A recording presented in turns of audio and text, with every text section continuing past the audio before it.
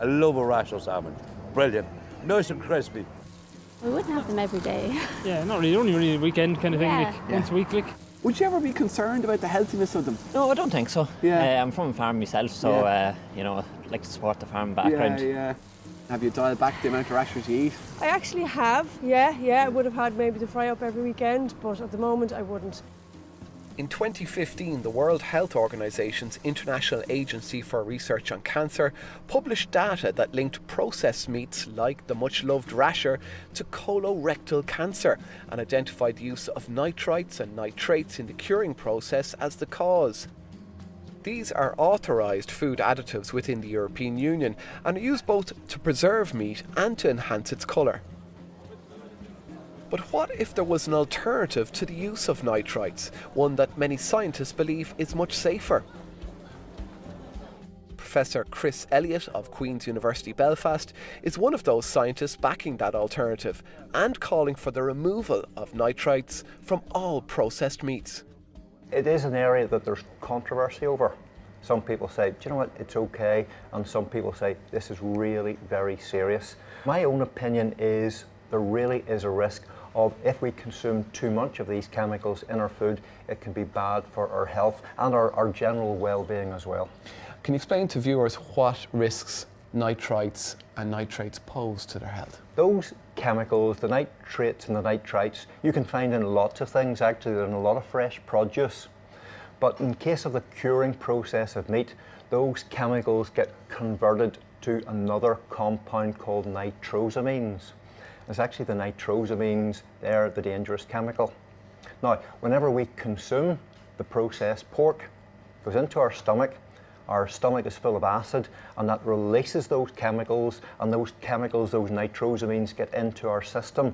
That's the danger. The Food Safety Authority of Ireland is the body responsible for consumer protection here. They told us that in 2017, the European Food Safety Authority looked again at the use of nitrites as a food additive and concluded that the formation of nitrosamines in the body from nitrites added at approved levels to meat products was of low concern for human health. However, it was acknowledged that more research was needed to address uncertainties and knowledge gaps in this complex area.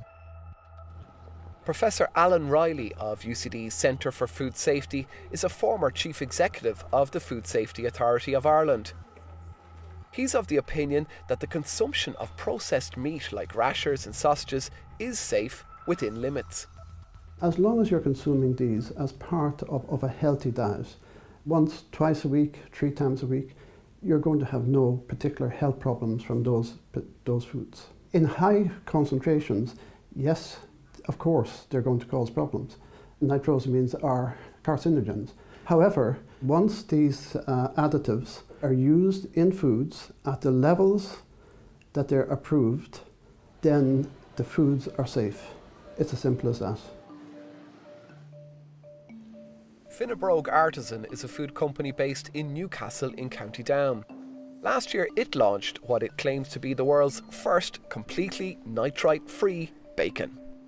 The thing about this is you don't have to use nitrites in processed meats.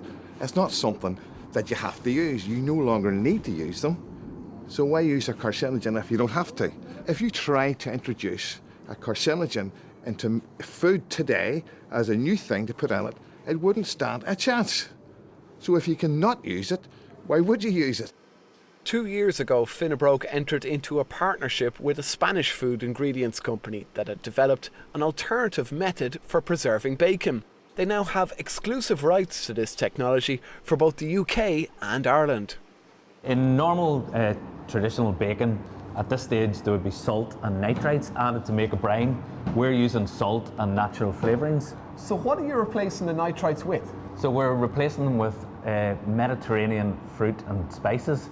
But can you not be more specific? Because you're asking people to invest presumably extra money in a premium product that you have for something that they don't know what is actually going into? Well, they are natural flavourings that have been used for years and years. So if you're baking a cake, you'd be using some of these ingredients. The powdered mix is combined with water and salt and injected into the pork, which is then left to mature. Before production began, Finnebrogue approached Professor Chris Elliott to examine the science behind the process. To avoid any conflict of interest, Professor Elliott recommended that a series of external tests be conducted, the results of which were independently reviewed by his team at Queen's University. I was quite sceptical, I have to tell you. And then we looked at the hard science, the chemistry of what they were doing. We saw all of the results from that, and then we can say is, my goodness, really, this is a safer product. Finnebrogue is not alone in developing nitrite-free processed meat. Other companies across Europe, including big operators like Nestlé, have also launched similar products. I don't know what's in the products. I don't know the mode of action, how they are actually producing this preservative effect. If they don't contain nitrite as an antimicrobial agent, how are they getting that antimicrobial effect? I haven't seen any of the publications. I've read press releases, but I haven't seen the science. And until I see the science, I've yet to be convinced. I'm a doubting Thomas. And better still, I believe EFSA, and I believe EFSA's risk assessment. I believe the risk assessment of the Joint Expert Committee on Food Additives, and they're saying the same thing, that there's no food safety problems with these chemicals or with these additives, provided they're used at the approved level in foods. The issue is that when I read through the EFSA document, it contradicts what the World Health Organization says. The EFSA document, it said, we really need to do more work to look at the link between this and cancer.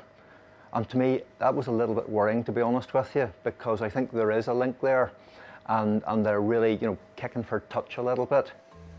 While the scientific community continues to debate this contentious issue, in the last few months the European Commission confirmed that it is considering lowering the permitted levels of nitrites in processed meats.